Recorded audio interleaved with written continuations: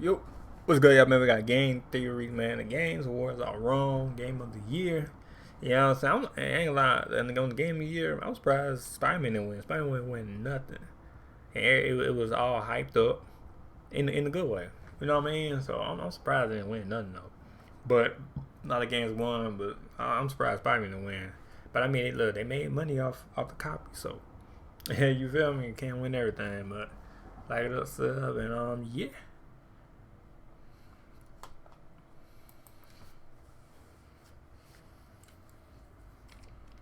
Oh, it's that time of the year, folks. The days are getting shorter, the air is getting colder, and little gamers around the world leave out their Doritos and Mountain Dew in the hopes that Gamer Santa, Jeff Keighley, will deliver us yet another unforgettable Game Awards, where all the biggest players in the gaming industry come together to share in the latest announcements, bad jokes, and whatever this was. What do you think, Zelda? Yes! Let's do this IRL! Come on! Can't really tell if that means we've been naughty or nice this year, but thanks for that one anyway, Jeff. Absolutely incredible. I've been waiting for years to show that to you.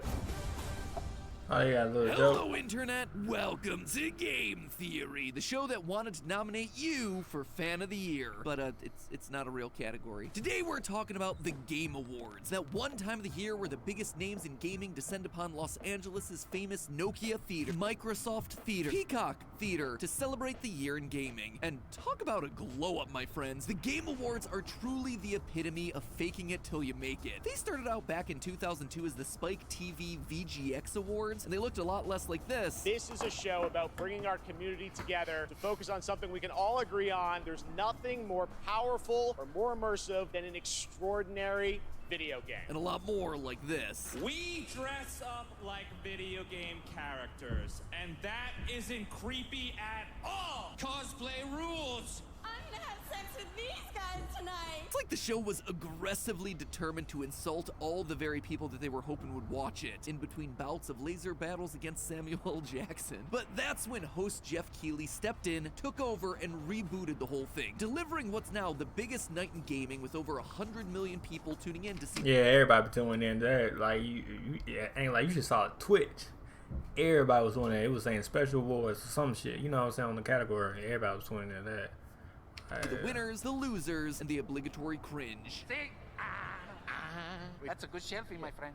Did you just say shelfie? Oh, and let's not forget the uncomfortable brand deals. Hydrobot, taking it to the next level. That was sick. But of the whole night, no award is more prestigious and hotly debated than the ultimate in gamer achievements Game of the Year. Now, this year's show was a big one. Not only did this year mark the 10th official Game Awards, but the nominee list was stacked. We got 2 mainline Nintendo games, a new Spider-Man game, Baldur's Gate 3, an amazing Resident Evil 4 remake, and also Alan Wake, sure. But honestly, when you look at this year in gaming, I'm impressed that they could narrow it down to 6. If you take the average Metacritic scores for all 6 Game of the Year noms, it would be the second highest average score in Game Awards history, behind the amazing year that was 2017, which, fun fact, also had itself a Mario and Zelda nomination. It feels almost like there's a pattern here. And hold on, because that's exactly what we're going to be talking about today. You see, the Game Awards, like any other award show, is a game in and of itself, with prizes to be had and achievements to be won. Now, over on Film Theory, I've done videos analyzing the Oscars and how to game the system there to win its various awards. And guess what? The formula worked and ultimately helped Leonardo DiCaprio finally win his Best Actor Oscar. So today, I wanted to do it all again for you aspiring game developers looking to take home a gloriously oversized Rolls-Royce car hood ornament. Spot the difference between those two pictures. Seriously, they are the same picture. I've dissected the data for every Game of the Year nominee and winner over the past 10 years, and boy howdy, let me tell you, there is a clear, perfect formula for winning this thing, and it all boils down to one singular word: daddy. Get your acceptance speeches ready, loyal Daddy. theorists, What? because Chic Hydrobot has got an award with your name on it. And while you're writing those acceptance speeches, let's just get you prepared for the ceremony itself. You gotta look good when you're up there on that RGB gamer stage, after all. And what better way to look stylish than in our new super colorful Aurora blazer, available right below this video via the YouTube shopping links, the QR code that you see on screen, and on theorywear.com. I wanted to make this thing because suits and formal wear, they're just so drab and boring. Always gray, black, or dark blue. I wanted to mix it up up and get something colorful, something bright and vibrant for all those holiday get-togethers, or, you know, those big celebratory moments like accepting a gaming award from a Muppet. But in order to look good on that stage, you're also gonna have to travel to that stage, which means that you're gonna need yourself some luggage. Now, as you guys know, I travel a lot, and I mean a lot. I just got back from a trip to Tennessee, and 3 days later, I was back out in LA for Thankmas. Damn. And that's already coming off of a trip to Chicago and Boston back to back. The long story Damn, Chicago, yeah. Okay. short is I have strong opinions about what makes a good versus a bad carry-on suitcase. And in this one item that we're launching as part of this new collection, I've designed the perfect carry-on case with everything that I want out of my luggage. Reinforced edges, sturdy handle, straps that allow you to secure It's an add-on. Sound like add-ons. a design that maximizes internal space while keeping everything tucked in nicely. And of course, a password lock for when you want your travel supplies to be super secure. And with a design like this, let me tell you, you are not getting mixed up with any other bags on that plane. Nah, that's true though, too, because some people do be getting mixed in their bag. They be like, I'll be like, I think you want something like something unique in the bag or something like that. So we get mixed up or have some like, you know, little tags, you know what I'm saying? You know, you can do like that too, you know, maybe make, you know, different tags. In short, we've designed something that'll keep you looking fly while you fly. I am so ashamed of that one. Anyway, for this newest collection, we wanted your winter to be fun and bright. So we leaned in on creating items and That's ad. Oh yeah, okay, that's ad. I'm thinking like, okay, man. It's My available. bad, but we. So I hope majority of this and that was going to be at the time. So Okay, we're not going to hold be on. including this year's winner in the statistics until the very end of the video. So when you hear me say stuff like 9 winners, it's not that I missed one, it's just that we didn't know who that was going to be at the time of writing the vast majority of the script. All right, now then, the first thing that immediately jumped out to me when looking at the data is the genre of game that tends to win. Although games like first-person shooters and sports tend to be the top-selling games out of any given year, it turns out that the Game Awards actually prefer themselves action. Of the 56 games ever nominated for Game of the Year, 30, or a whopping 54%, fit into this Damn. action genre. But since that's a fairly broad category, I decided to break it down further. 17 were action-adventure like Metroid Dread, 12 were action RPGs like Elden Ring, and then there was one, Death Stranding, that was just listed as straight action. But that's just talking about the nominees. The trend becomes even more clear when you start focusing on the winners. 5 of 9 winners were action-adventures. Last of Us Part 2, Breath of the Wild, It Takes Two, Sekiro, and God. The last one won. I think I heard last one. Yeah, last one is one the show. They won something though. Award. Well, 3 of 9. Yeah, they won imitation, like, you know, of the game. Man, they did that little job in that movie that season. Yeah, they won. Yeah, they did want something. Were The- action or the RPGs, show. Elden Ring, Witcher 3, and Dragon Age Inquisition. The only non-action game to win the big award of the night was actually Overwatch, team-based multiplayer shooter. This trend even tracks all the way back to the Spike TV Game Awards, where 7 out of their 11 winners were also classified as action games. The outlier of Overwatch, though, caught my attention, so I decided to keep digging. Despite multiplayer games dominating the scene with things like Fortnite, PUBG, Among Us, Rocket League, and Apex Legends, when it comes to Game of the Year, only 6 of all 56 nominees are fully blown multiplayer experiences. And of the 2 that managed to go all the way and win the award, one was Overwatch and the other was It Takes Two, a cooperative platformer game for 2 players telling the story of warring parents being forced to work together to save their marriage. Yeah, it's not quite the same as dropping with the boys Fortnite. It's not what you typically expect out of that genre. Overall, it is very clear that single-player games with compelling character-driven narratives rule the nominations in this category. And while you're at it, make sure that the story that you're telling is a mature one. 6 of the 9 Game of the Year winners had themselves an M for mature rating in the US. But again, notice they're not getting that rating for the gunplay, they're getting it for violent combat, language, sexual content. Clearly, people want to connect with more real stories and real characters, but real people tend to get messy. So when you get characters like Ellie swearing up a storm, or Kratos ripping off heads, or Geralt wooing the ladies, those games have themselves a better chance of winning the big award than the safe, clean, family-friendly options of Mario. Okay, so we have ourselves an M-rated single-player action game focused on telling a deep narrative. But now, who should our lead character be? Well, sorry ladies, but as you'd probably expect, male-led games are the front runners, not just for the Game Awards, but also for the Spike TV Awards that came before. Let's check out the Google Pixel 8 Pro, Pixel Watch 2, Pixel Buds Pro, and Pixel Tablet. We'll cover advanced camera features, safety features, and ways you can save time, live healthier, and get more done. Of those 20 winners in total, 12 featured a male protagonist. Even the game with a female protagonist, The Last of Us Part 2, starts off with us playing as Joel, the male protagonist from the first game. And pretty much all the others offer a choice between male and female characters, with It Takes Two and Elden Ring being the most recent examples. But what's even more important than the gender of your character is being able to see them. While first-person games dominated the industry for the better part of a decade, third-person games overwhelm both the nominations and winners lists, getting 73% of the noms and 89% of the wins. So if you really want to make it look cool, you've also got to put your effort into realistic, dark, and gritty visuals. Very often we're met with a big ol' sea of grays, browns, and overcast blues when we're watching the Game of the Year nominees collage. Honestly, that's not all that surprising when you look at the vibe of the show. The Game Awards wants to put a respectable show on that takes gaming seriously, that looks at video games as an art form and not just a childhood habit. They want to be the Oscars of gaming, and just like the Oscars want real-life stories, the Game Awards want real-life visuals. You know what else they want? Established IP. Only about 30% of nominees ever were wholly original IP. Of all 56 games that were nominated, 41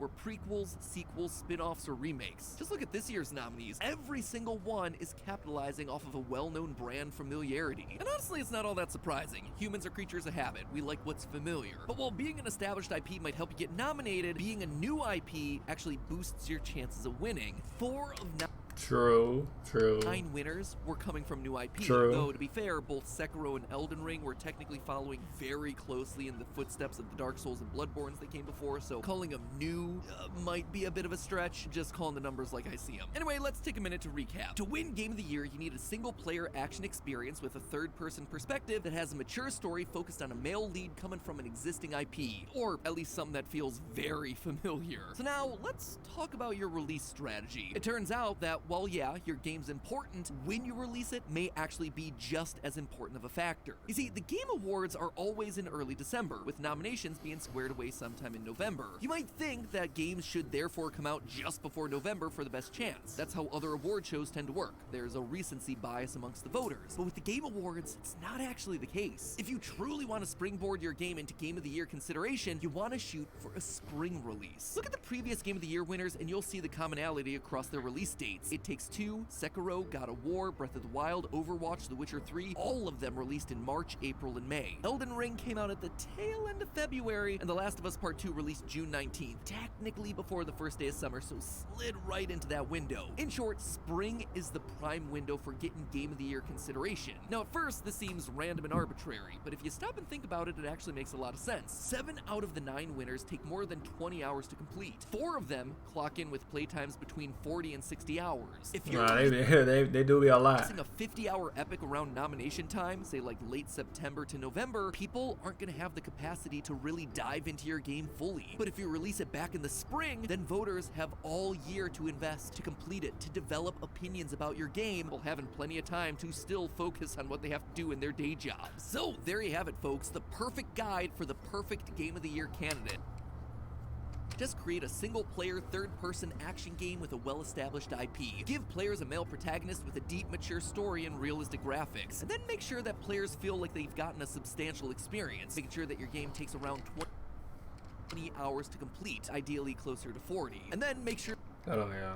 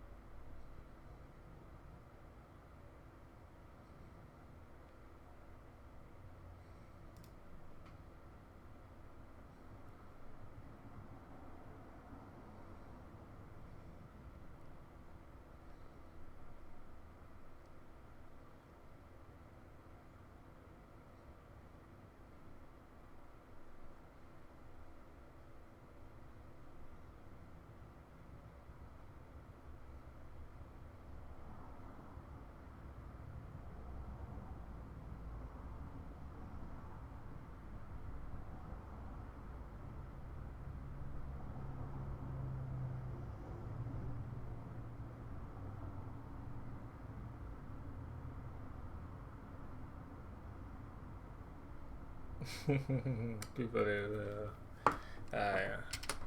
that you're releasing it in spring to give voters a real chance to dig into your incredible new game. Now, you might think that this is where the episode would end. I mean, we've analyzed all the key data points and given you the winning formula, so what else is there to say? Well, for me, it's not enough to just know how to win. I want to know why. Gaming's a subjective medium after all, so why are all of these trends so predictable? Well, it all comes down to something that's a bit harder to quantify on a simple spreadsheet: the humans that are voting for this award. I mentioned before that the Game Awards want to be the Oscars of gaming, so you'd probably assume that the votes are done similarly, with winners chosen by an academy of industry professionals. But in reality, no, that isn't the case. Nor do they let regular audiences vote like the VMAs. The Game Awards voting starts with an advisory board, a group of the but I was saying, how do they vote? So they vote, okay, so it's like that. names in gaming. I'm talking president of Nintendo Doug Bowser, executive VP of Microsoft Phil Spencer, companies like Activision, Rockstar, Valve, which might make you think that this is an Oscars-like situation, but then here comes the twist. The advisory board isn't actually voting. Instead, they're creating a list of over 100 games journalism publications from around the world, and then those journalists, known as the jury, they're the ones who decide which games get nominated, and they're the ones that get to vote for the winners. There's also an element of public vote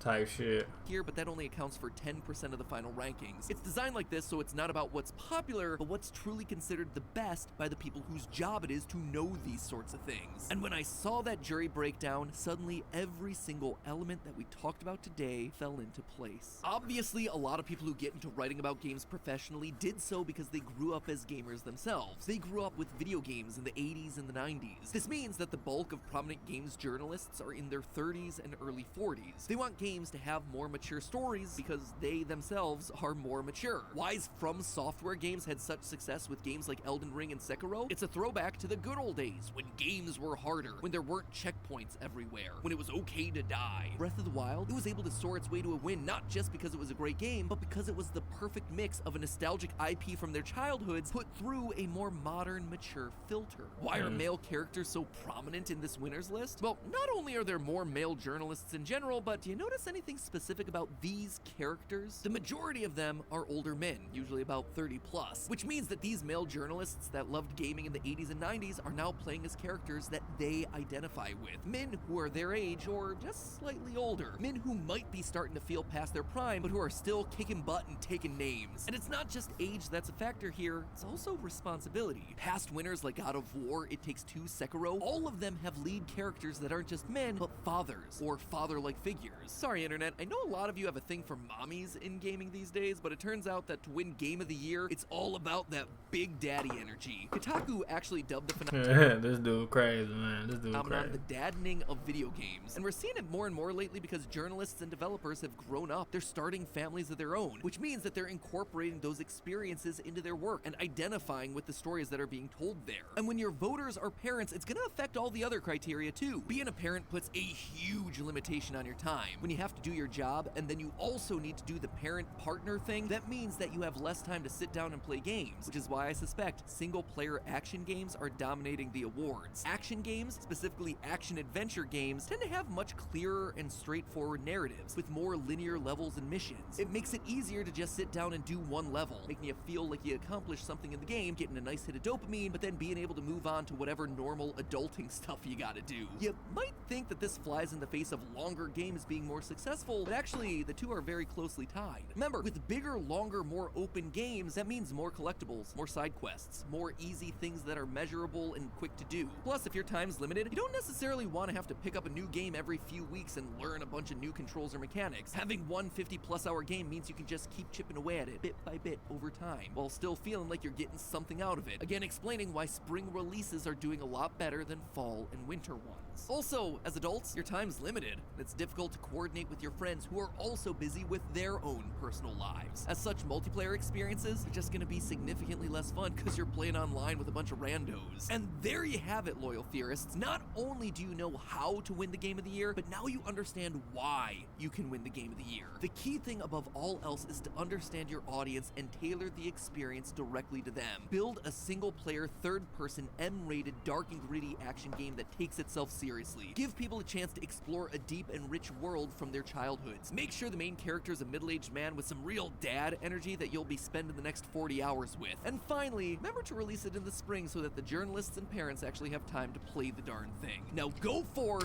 and make some awesome games. All I ask is for a thank you in your acceptance speech. Now, based on this criteria, it seemed like this year's race was going to be pretty tight between Baldur's Gate and Tears of the Kingdom. Both of them are in the action genre, though Baldur's Gate was less likely with its RPG focus. Both are in the third person, both are primarily single player. Baldur's Gate's rated M for mature, while Zelda's E for everyone. Zelda, of course, is a massive IP, but Baldur's Gate also equally massive. It's based on Dungeons and Dragons, which has been a huge game since the 70s. Both of them have nearly 60 hours of total playtime. Zelda edges out slightly with its May release, while Baldur's Gate was released in August. Both games were tied for highest rated on the list with 96. Damn.